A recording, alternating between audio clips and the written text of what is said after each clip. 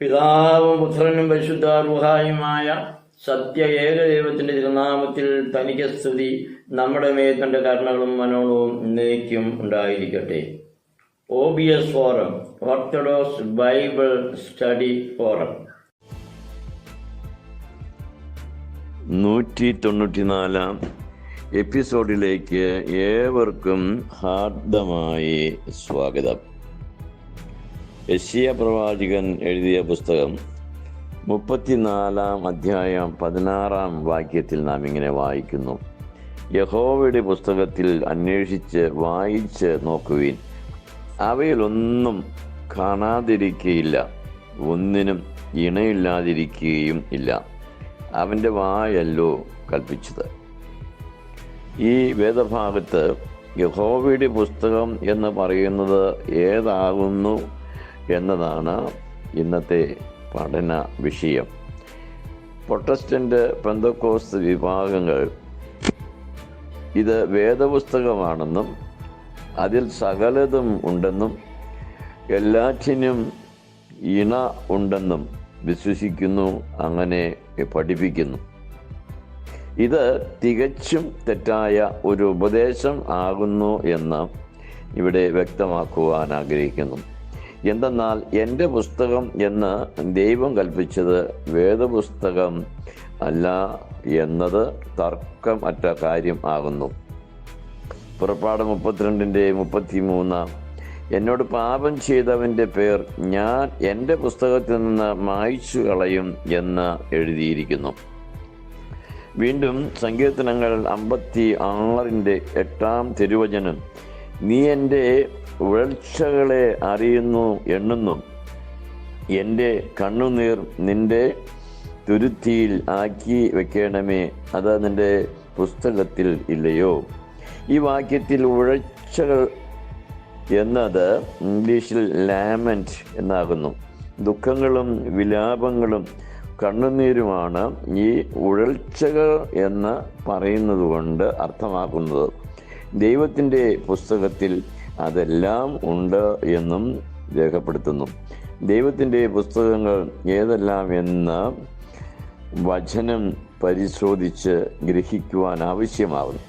1. സ്മരണ പുസ്തകം, മലാഖി 3:16 യഹോവ ഭക്തന്മാർക്കും അവൻ്റെ നാമത്തെ സ്മരിക്കുന്നവർക്കും വേണ്ടി അവൻ്റെ സന്നദ്ധിയിൽ ഒരു സ്മരണ പുസ്തകം എഴുതി വച്ചിരിക്കുന്നു.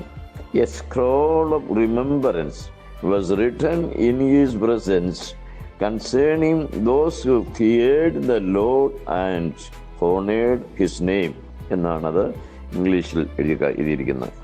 സ്മരണ പുസ്തകം സ്ക്രോൾ ഓഫ് റിമെമ്പറൻസ് ആകുന്നു.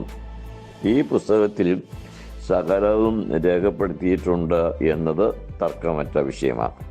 2. ന്യായവിധി പുസ്തകം, ദാനിയേൽ 7:10 ന്യായവിധിയെങ്കിൽ തുറന്ന് വായിക്കുന്ന പുസ്തകമാണെന്ന് വ്യക്തമാക്കിയിരിക്കുന്നു. 3. ജീവന്റെ പുസ്തകം. ഇത് ധാരാളം വാക്യങ്ങൾ ഇതിന് നമുക്ക് വേദപുസ്തകം കാണുവാൻ സാധിക്കും. സങ്കീർത്തനങ്ങൾ 69:28, വെളിപാട് 3:5, വെളിപാട് 13:18, 17:8, 20:12, 21:27 തുടങ്ങിയ വചനങ്ങളെല്ലാം ജീവന്റെ പുസ്തകത്തെക്കുറിച്ച് രേഖപ്പെടുത്തിയിട്ടുണ്ട്. 4. പേരേഡ് പുസ്തകം, സങ്കീർത്തനങ്ങൾ 87:6, ദാനിയേൽ 12:1, ലൂക്കോസ് 10:20, ഫിലിപ്പിയർ 4:3, എബ്രായർ 12:23. സ്വർഗത്തിൽ പേരെഴുതിയിരിക്കുന്ന ആദിജാതന്മാരുടെ സഭ എന്നാണ് എബ്രായ ലേഖനത്തിൽ ഈ വാക്യത്തിൽ എഴുതിയിരിക്കുന്നത്. ദൈവജനമേ, ദൈവത്തിൻ്റെ പുസ്തകം എന്നത് വേദപുസ്തകം അല്ല. ഇത് യെശയ്യാ പ്രവാചകൻ പറയുന്ന സമയത്ത് എഴുതപ്പെട്ട ഒരു പുതിയ നിയമവും ഇല്ല എന്നുള്ളതും നാം ഇവിടെ പ്രത്യേകം ഗ്രഹിക്കേണ്ടതായിട്ടുണ്ട്.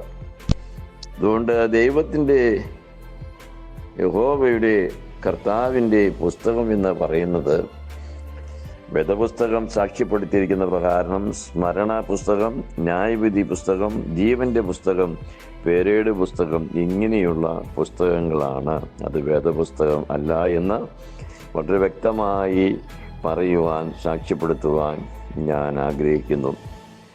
ഇത് തെറ്റായി പഠിപ്പിച്ചിട്ട് വേദപുസ്തകം മാത്രം മതി, പാരമ്പര്യങ്ങളോ പിതാക്കന്മാരോ പരിശുദ്ധന്മാരോ മറ്റ് പിതാക്കന്മാരുടെ രേഖകളോ ഒന്നും നാം പിൻപറ്റേണ്ട ആവശ്യമില്ല, സകലതും വേദപുസ്തകത്തിലുണ്ട് എന്ന പെന്തക്കോസ്ത് പ്രൊട്ടസ്റ്റന്റ്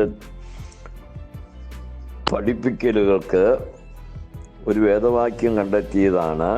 യെശയ്യാവിൻ്റെ പുസ്തകം 34:16 യഹോവയുടെ പുസ്തകത്തിലെല്ലാം ഉണ്ട് എന്ന ആ വാക്യം തെറ്റായി പഠിപ്പിച്ച് അനേകരെ വിശ്വാസത്തിൽ നിന്ന് പറിച്ചെടുത്ത് ഈ നവീകരണ പ്രൊട്ടസ്റ്റന്റ് വിശ്വാസത്തിലേക്ക് കൊണ്ടുപോകുവാനുള്ള ഒരു വളഞ്ഞ വഴിയും വ്യാഖ്യാനവുമാണ്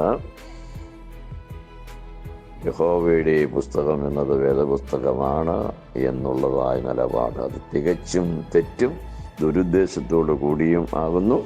അതുകൊണ്ട് വിശ്വാസ സമൂഹം എന്താണ് കർത്താവിൻ്റെ പുസ്തകം, ദൈവത്തിൻ്റെ പുസ്തകം, യഹോവയുടെ പുസ്തകം എന്നെല്ലാം അർത്ഥമാക്കുന്നത് എന്ന് പഠിക്കുവാൻ ഈ എപ്പിസോഡ് ശ്രദ്ധയോടെ കേട്ടവർ മറ്റുള്ള വിശ്വാസ സമൂഹങ്ങൾക്ക് ഇത് ഷെയർ ചെയ്യുകയും ഇത് കേട്ടവർ സബ്സ്ക്രൈബ് ചെയ്യാത്തവർ സബ്സ്ക്രൈബ് ചെയ്ത് ഈ ശുശ്രൂഷയെ സഹായിക്കുകയും ചെയ്യണമെന്ന് അപേക്ഷിക്കുന്നു. ഇതുവരെയും കേട്ട ഏവർക്കും നന്ദി. തന്നിക്കോട്ടച്ചൻ.